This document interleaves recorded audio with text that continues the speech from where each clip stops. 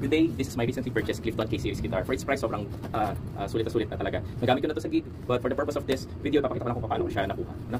Yung itsura niya from the unboxing and whatnot. And by the way, nung nakuha ko siya, naka-promo siya. So be on the lookout for their promos. Tingnan nyo lang yung Yellow Basket. No?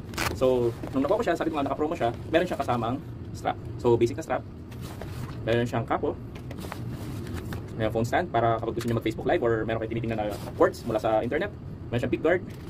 Meron siyang pick holder, and meron siyang kasamang dalawang picks na nakalagay dito sa ating pick holder. So let's see what's inside the bag. Ayan. So nakabalot pa yung ating Clifton K-Series guitar. And tingnan muna natin yung yung kanyang cover. Ayan, or yung case, So it's padded, not bad for its price. Na meron na siyang kasama na ganitong klase ng case. So meron siyang strap para secured. And ito, tingnan natin to. Yan, so it flaps like that. So kung gusto niyo maglagay dito ng mga kung let's say wires or whatnot. Strings, extra strings, yes. Tingnan natin si Clifton, So ito nga pala ang tunay na kulay ng Clifton K-Series Dreadnought guitar.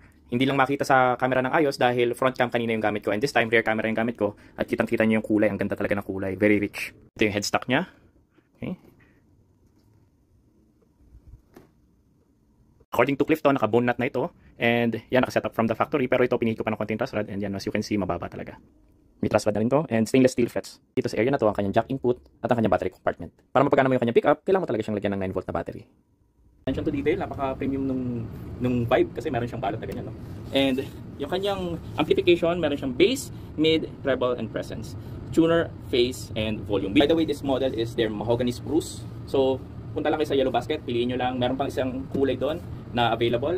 But I personally love the color, the mahogany spruce color. And this is the Dreadnought model. Be on the lookout for their promos para doon sa freebies sila. You can also message Clifton. The whole team, they really accommodated me, and that's the reason why I purchased this.